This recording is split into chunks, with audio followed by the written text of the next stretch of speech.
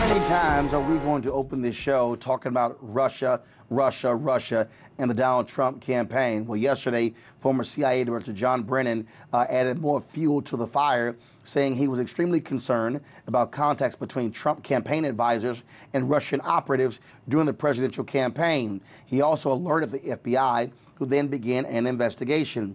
Brennan was so concerned, he says he contacted his Russian counterpart to threaten there will be consequences. During yesterday's testimony, Brennan fought off efforts by Republican members of the House Intelligence Committee to get him to concede there was no evidence of collusion between the Trump campaign and Russian officials.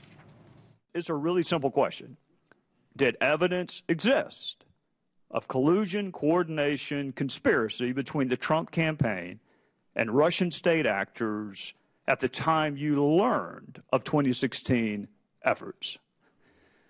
I encountered and am aware of information and intelligence that revealed contacts and interactions between Russian officials and U.S. persons involved in the Trump campaign that I was concerned about because of known Russian efforts to suborn such individuals, and it raised questions in my mind, again, whether or not the Russians were able to gain the cooperation of those individuals. I don't know whether or not such collusion, that's your term, such collusion existed. I don't know. But I know that there was a sufficient basis of information and intelligence that required further investigation by the Bureau to determine whether or not U.S. persons were actively conspiring, colluding with Russian officials.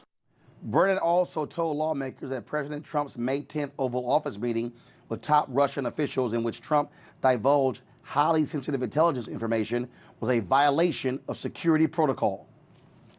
Such intelligence, classified intelligence, is not shared with visiting foreign ministers or local ambassadors. It's shared through intelligence channels because it needs to be handled the right way, and it needs to make sure that it is not exposed.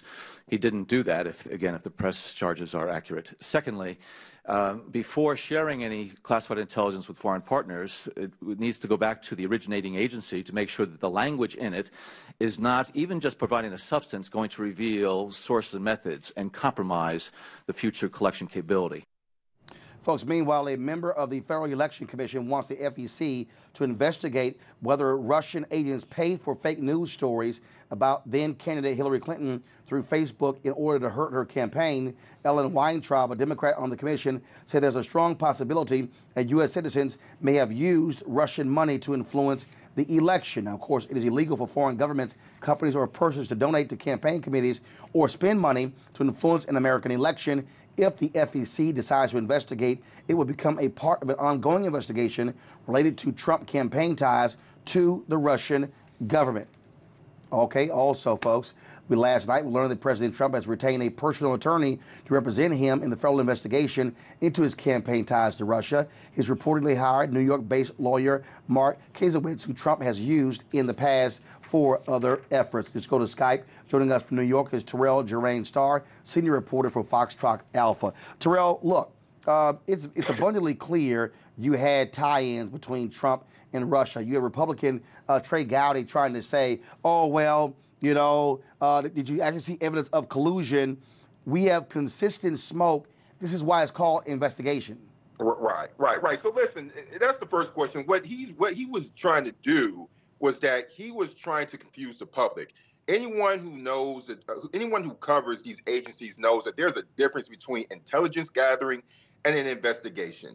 They operate under two different aspects of law. So that's the first thing. Secondly, we spend so much time talking about collusion between the Kremlin and the Trump administration, but the real collusion seems to be between the GOP and the Trump administration. And what you continue to see here is that during each hearing, whether it's with former acting attorney Sally Yates, James Clapper, anyone else, there seems to be an effort from the Republican Party to switch the subject.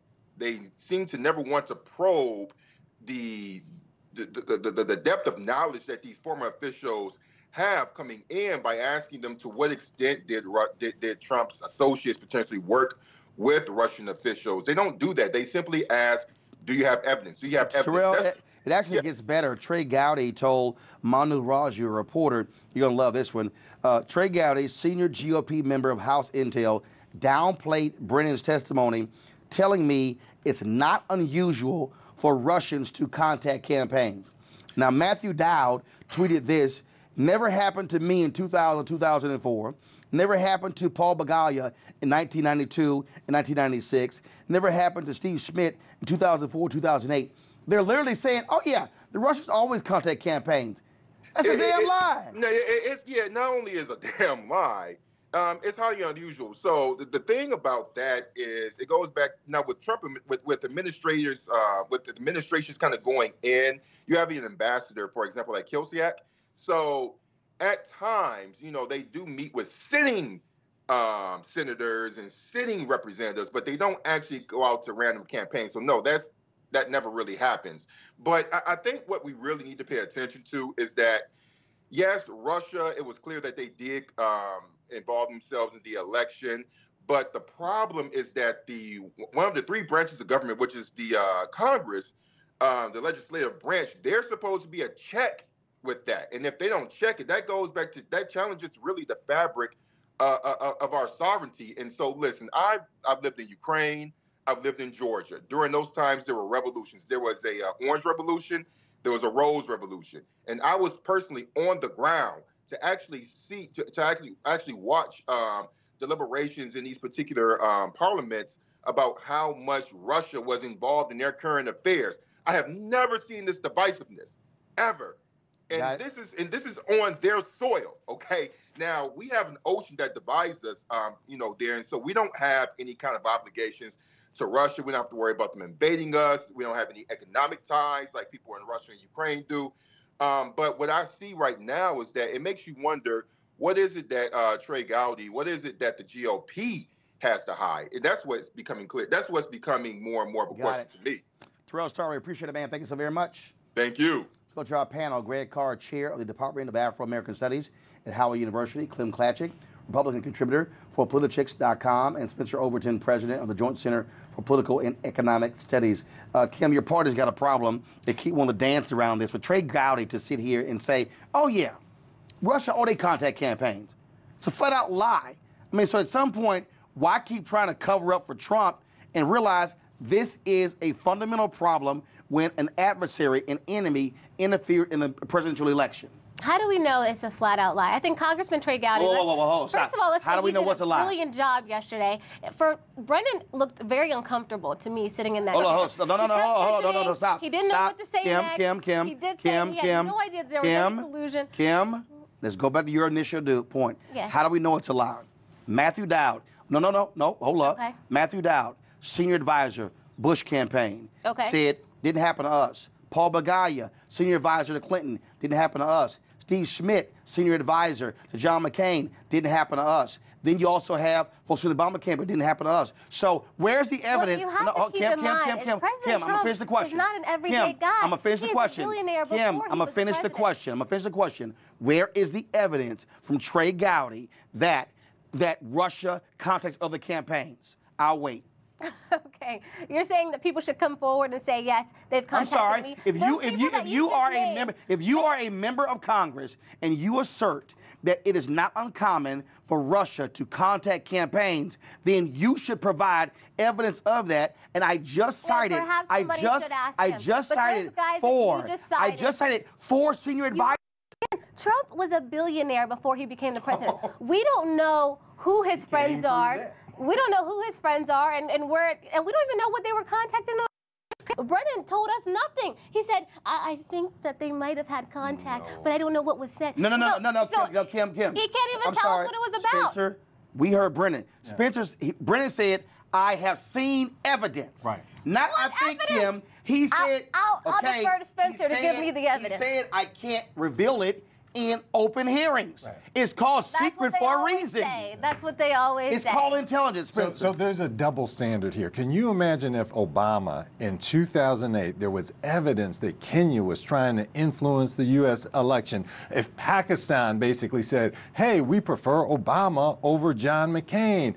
people would, you know, the congressional oversight would be extensive in terms of looking into this. This is not whether Brennan was uncomfortable. This is, are we getting to the bottom of facts in terms of foreign influence in U.S. elections? Did anybody look for foreign influence in President Obama's election, or are we only doing this because Hillary won? They didn't look for it because it didn't happen. Right. No, See, Kim, it's a little hard. It's a little hard.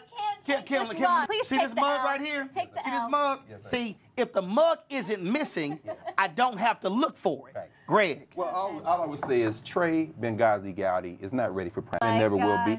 Trump is going to implode. It's not a matter of if, it's a matter of when. They've got Bobby 3 sticks on it. And if it takes them 2 years, they'll do it. The issue is the CBO schools today, the tax plan is in flames, the health care thing is in flames. All this is hold his party together long enough to get this child in chief to sign some legislation. That's all. But let's be very clear. Not only is Trump going down, his lawyer, this is the same guy who lost the case when they tried to sue the guy that wrote the book that said he ain't worth but $250 million.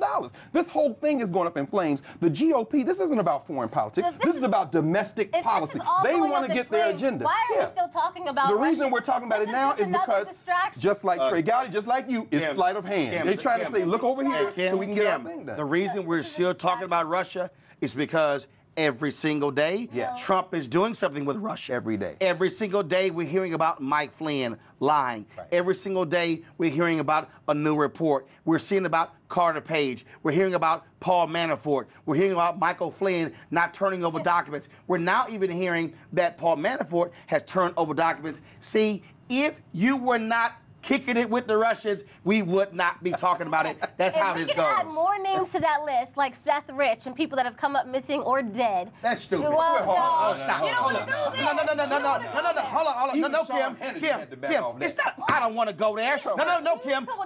Do you not have any respect for the family of Seth Rich, who has told people that this is absolutely wrong and issued a cease and desist? How can you be shameful when the family of the man who was killed has said, do not dare politicize the death of our son? That's right. Okay. That's what the family said. That's right. So okay, the court, So if you want to bring, the family can say it. Yes, so if you want to bring Seth Rich, Kim, if you want to bring Seth Rich up, apologize to the family because they said, do not politicize the death of our son. Because it doesn't fit within your narrative. Yeah, that's the family. Come on, Jim, that's shameful. At the end of the day, the GOP is trying to get this thing advanced. They're going to fail, Roland. We know that. Oh, they're failing already. They're failing already. But what is clear is Trump is not going to make it. He's not going to make it. And the reason we're talking about this every day is because every day, as Roland said, he opens his mouth and says something stupid. He's been out of the country 3-4 days, and every day he says something crazy. He told the Israelis that he just came back from the Middle East. When he's still in the Middle East. When he's still in the Middle East. He just made a $110 billion deal with the Saudis for arms. He's going to start a Sunni Shiite war in the Middle East. And then he tells the guy from the Philippines, they just got the transcript from that April 29th conversation, that I've got 2 nuclear submarines off the North Korean coast, but I don't want to use them. The guy makes news every day because he is insane. The Republicans don't care about Trump. All they want to do is get the signature on the paper, man. A peaceful protest turned deadly. 37-year-old black man was shot and killed by Baton Rouge police. His hands are in the air, and you still get shot by the cops. Oh my God, please don't tell me he's dead. We're not going to let hate define us. Race is a big part of this. If truly all lives matter, then all lives need to matter equally. What we require is action. What we require is accountability. We understand that black lives do matter, and we will keep focused on this issue. NewsOne Now, every weekday morning at 7 on TV1.